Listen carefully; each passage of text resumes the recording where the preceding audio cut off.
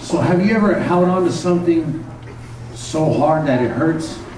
And what I mean by that is, like, even sometimes things that we love, we hold on to them really, really tight. And I remember being in the joint, right? And I came across this homie that he helped me so much in my life. You know, he'd help me with getting in shape, and he would run with me when nobody else would run with me. He would work out with me when no one else would work out with me. And he was older homie, and he had such a great heart. And I could tell, I just knew that he had a lot of love for me. But every time he would come up to me, because when we would see each other in the yard, he would come up to me and he would hug the shit out of me, like hard. Like he would grab me and pull me in and like pat me on the back real hard. I'm like, damn, homie, it's kind of rough, dog. You know what I mean? And every time I would see him, he would do this to me.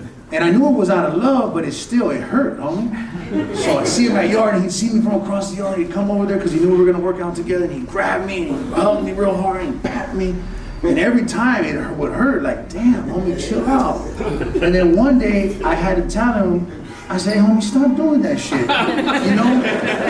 And it hurt him. I could see it in his eyes, like it hurt him. But I had to tell him, like, dog, that shit, it bothers me, you know? Stop patting me like that, hugging me like that. And I say all that to say is sometimes we hold on to things to the point of it hurting us, you know? And I'll take it a step further. I was in Mexico, and I did a ceremony in Mexico City at the EFE. And we were in the sweat lodge, we were in the ceremony, and it was amazing, it was beautiful. And we came out the lodge, and one of the elders that was in the lodge, when we came out after the ceremony, he said to me, he said, you know why our ancestors had so much peace? And I was like, nah. And he said, because they never wanted to be masters of anything.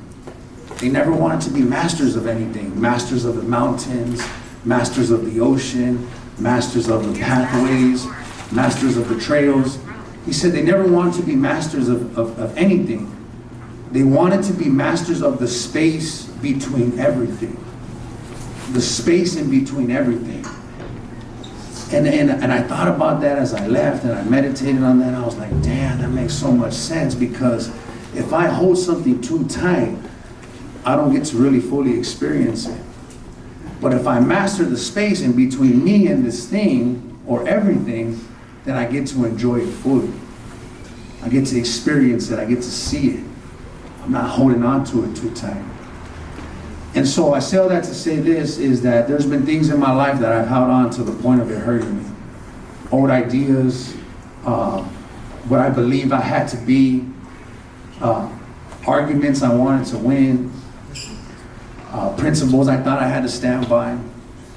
And it was only until I let go of those elements that I had perfect peace. So I challenge all of us today. What is it that we need to let go? And what kind of space do we need to create so we can have that peace today? Thank you.